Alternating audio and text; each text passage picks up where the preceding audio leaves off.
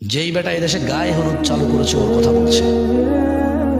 1450 বছর আগে আল্লাহ নবী বলছে ওই বেটার কথা, যেই বেটা বলতেছে বিয়ের মধ্যে গান বাজনা বাজা দেবে, মলেকা বানুর বিয়া গো, কি জানেন বলে বিয়ের বাজনা বাজে। যেই বেটা বিয়ের মধ্যে চিন্তা করছে যে এরকম একটা জিনিস বাজানো দরকার, ওই বেটার কথা বলছে।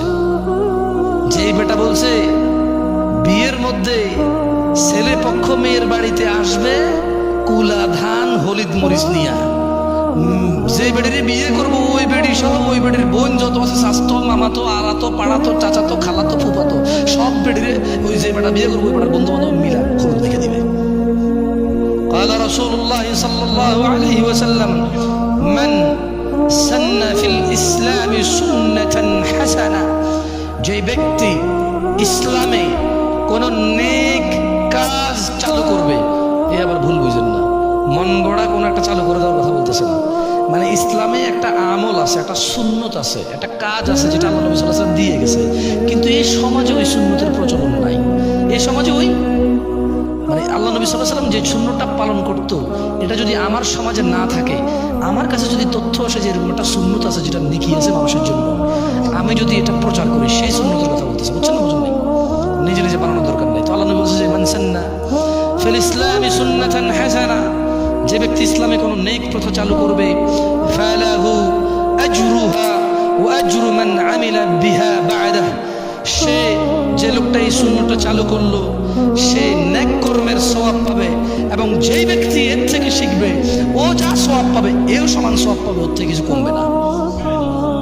আসেন এবার ওয়ামান সান্না ফিল ইসলামি সুন্নাতান সাইয়্যিয়া, পক্ষান্তরে যে ব্যক্তি কোনো কুপ্রথা চালু করলো, গায়ে হলুদ যেই বেটা চালু করেছে তার কথা বলছে। যেই বেটা এদেশে গায়ে হলুদ চালু করেছে ওর কথা বলছে। 1450 বছর আগে আল্লাহ নবী বলছে ওই বেটার কথা, যেই বেটা বলতেছে যে বিয়ের মধ্যে গান বাজনা বাজা দেবে, মলেকা বানুর বিয়া গো, কি জানেন বলে বিয়ের বাজনা বাজে। যেই বেটা বিয়ের মধ্যে চিন্তা করছে যে এরকম একটা জিনিস বাজানো দরকার, ওই বেটার কথা বলছে।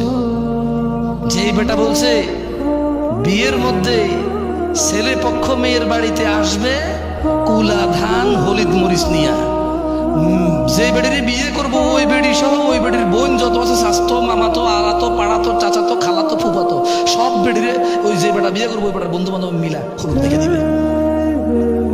ওর কথা বলছে যেটা চালু করছে,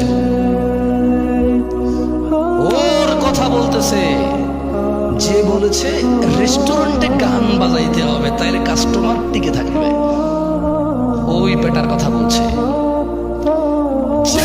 বলেছে মুসলমানদের ঈদ, মুসলমানদের রোজা, মুসলমানদের আনন্দ, মুসলমানদের ত্যাগ তিতিক্ষার মাসে মুসলমানদেরকে জামা কাপড় কিনে দেওয়া, মানে জামা কাপড় বেচার ফন্দিতে সুপার শপ শোরুম খুলবে, বড় বড় শোরুম খুলে ওখানে গান বাজাই দেবে ইংরেজি আর কাপড় চোপড় বেচবে।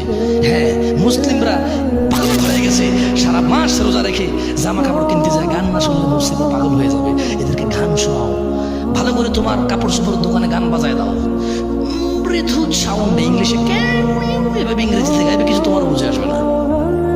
হ্যাঁ, যেই বেটা এই সিস্টেম চালু করেছে যে রেস্টুরেন্টে খাইতে যারা আসবে তাদেরকে গান শোনাইতে হবে, শোরুমে যারা কাপড় চোপড় কিনতে আসবে তাদেরকে গান শোনাইতে হবে, তাই বিজনেস মিয়া 100 সফল, ওই বেটার কথা বলছে।